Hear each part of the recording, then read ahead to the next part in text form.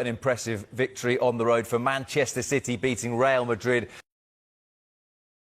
last night. They're fourth in the Champions League standings at the moment. They go to Crystal Palace on Super Sunday. Pep Guardiola said afterwards, in terms of winning the Champions League, we're far away. We're not ready. In February, we will be better. We have been here in the past playing better than today, and we have lost. Where do you think City are in terms of their ambitions for the two biggest trophies? Well, they've played better at the Bernabeu and lost, because Real Madrid were a better team then. They're not. They're far off it now. You watch them yesterday. Man City are just going along steadily. I don't see them winning the league. I just don't see it. I just think over time, over a long distance of games, I just don't think they're going to have it in them to win it. But they're putting Arsenal under severe pressure at the moment. I know it's early doors and there's only so many games gone. But when it's Man City, it's just different. It's just different. And you just got to get through this group. You've got to get through. I think the one thing we've seen with the Champions League this time, everybody's shown it respect. I think last year teams were like 8 games. We'll get going in a minute. We'll get going. And all of a sudden you've got Man City, PSG on the penultimate game of the thing. And you look at it now, the league, all the big boys are up there. Very rarely they're down there. It feels as well significant for the Premier League teams that they, above anyone else, don't want to play those 2 extra games. Like we saw it with PSG last year, that they can play that playoff round, and in the league they can make 7, 8 changes. You can't do that in the Premier League. No, and the league let you do that. Yeah. You know, the French league, they'll play Lorient or someone on a Thursday night when they've got a game on a Wednesday. Everybody is wrapped round the Champions League. Over here, we'll get down to the quarter-final and Man City will be away at Liverpool on the Saturday, and then they'll have to go to, like, Napoli on a Tuesday night. That's where we're up against it. That's where it's hard. But the one thing it showed me so far is the Premier League is well clear of the rest at the moment. I'd be shocked. I'd be shocked if one of the winners didn't come from our country. When you look at City and their hopes of winning the Premier League or the Champions League, is it strangely that even one of the games they've won recently would worry you in that Fulham match, that they were so in control and at the end they're hanging on for grim life a little bit? And it was the way they were hanging on. Yeah. You know, the one thing with Pep Guardiola's teams and Man City, they get the ball down and they play. I remember I was sitting watching it with my boy Freddie and it went 5-3 and he went, game on. I went, no chance. And then they scored again. He went, game on now. And I went, no.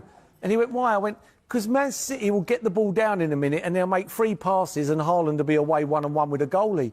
And they never. They were just booting the ball into touch, and it was quite worrying. I thought another 5 minutes, there was no way Fulham were not going to get a draw out of their game if there was another 5 minutes. But then they bounced back and beat a good Sunderland team 3-0. And Sunderland had a couple of chances, but we sort of took it for granted that game and went, well, it was Sunderland, they just come up. I thought that was a big result for Man City, and they're on Arsenal's coattails.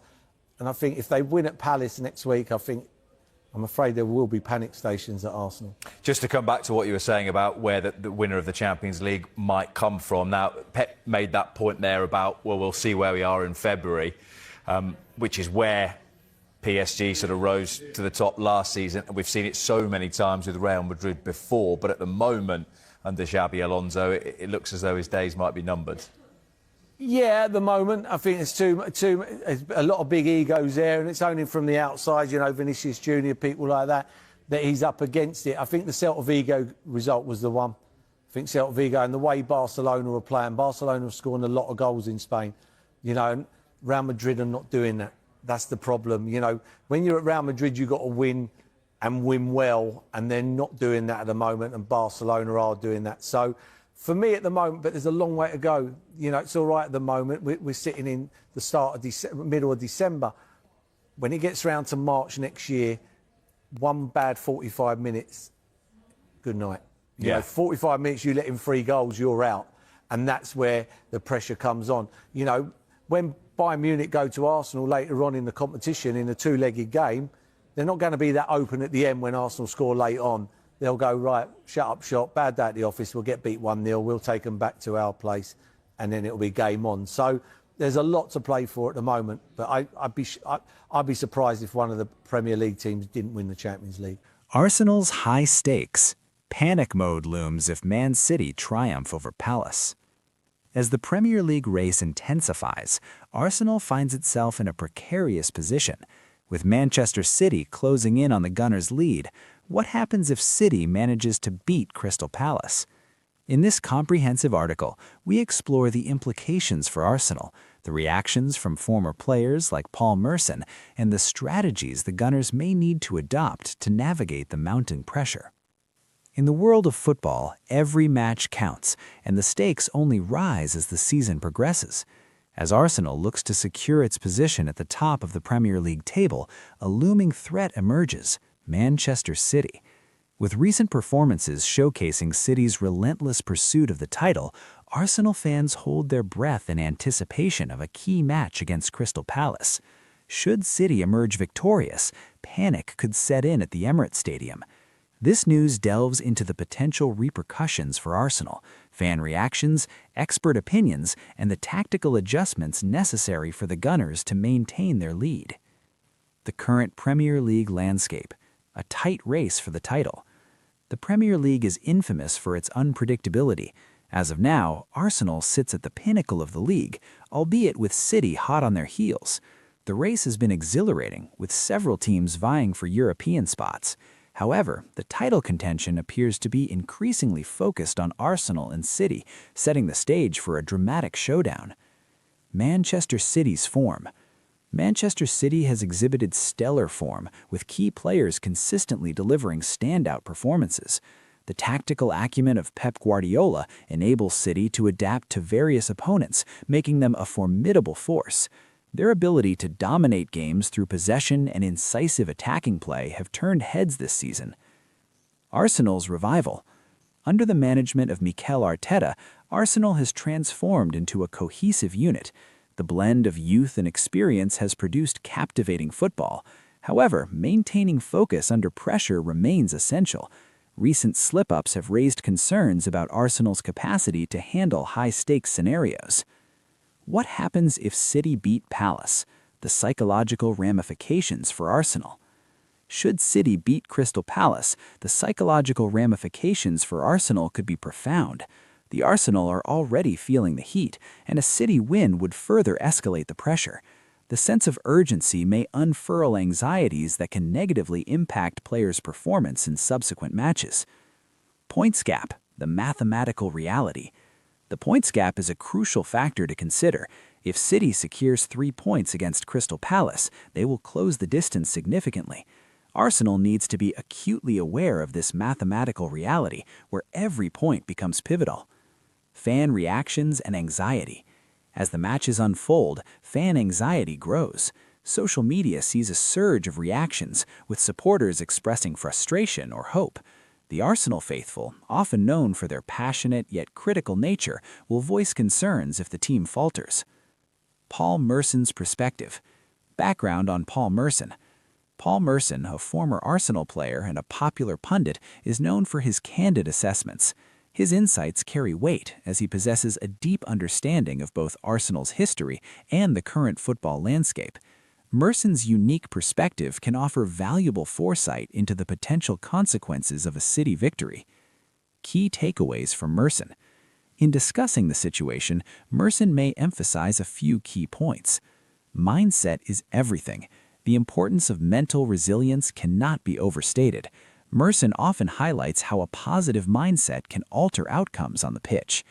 Tactical approach. Arsenal will need to refine their tactics to counter the high-pressing style of City. Adjustments in formation and player roles may be essential. Experience in crucial situations. Merson might expound on the necessity for Arsenal's younger players to learn from seasoned ones to cope with pressing situations. Tactical adjustments for Arsenal. If the panic mode is activated after a City victory, Arsenal must swiftly adapt their tactical approach. Here are some strategies they may consider. Formation changes. Arteta may opt for a more defensive formation, perhaps switching to a 4-2-3-1 or even a 5-3-2 to bolster his rearguard. This adjustment would facilitate a solid foundation, allowing the team to regain composure. Midfield resilience. Increased emphasis on midfield control will be crucial. Having a robust midfield presence can mitigate City's attacking prowess. Arsenal might consider fielding an extra midfielder to stifle the supply line to City's forwards. Targeting weaknesses. City has shown vulnerabilities at the back, particularly during set pieces. Arsenal could exploit these areas by designing set-piece routines that catch City off guard. The role of leadership on and off the pitch. Leadership on the field is paramount in maintaining composure. Players like Martin Odegaard and Gabriel Jesus, with their experience and ability to motivate their teammates, will need to step up. Off the pitch, Arteta's management style will play a pivotal role in keeping the squad focused and united. Communicating expectations. Arteta must effectively communicate the expectations and strategies to his players. Clear directives can help mitigate confusion during matches, ensuring everyone understands their roles. The fans' influence, creating a positive atmosphere. The support from fans can serve as a double-edged sword. While there is immense pressure from outside, the right encouragement can bolster players' confidence. A proactive fan base can create an atmosphere that empowers the Gunners to rise to the occasion. As the race for the Premier League intensifies, Arsenal stands at a critical juncture. A looming match where Manchester City trails Crystal Palace could trigger a series of events leading to panic at the Emirates. Paul Merson's insights provide a touching point to navigate these turbulent waters, emphasizing the importance of a steadfast mindset and tactical flexibility. Ultimately, Arsenal's ability to maintain composure amidst external pressures may define their season. With the fans rallying behind them and the right adjustments made on and off the pitch, the Gunners can weather the storm and emerge as strong title contenders. This news dives deep into the intricacies of Arsenal's current predicament, highlighting potential strategies and the importance of maintaining a positive mindset in high-pressure situations.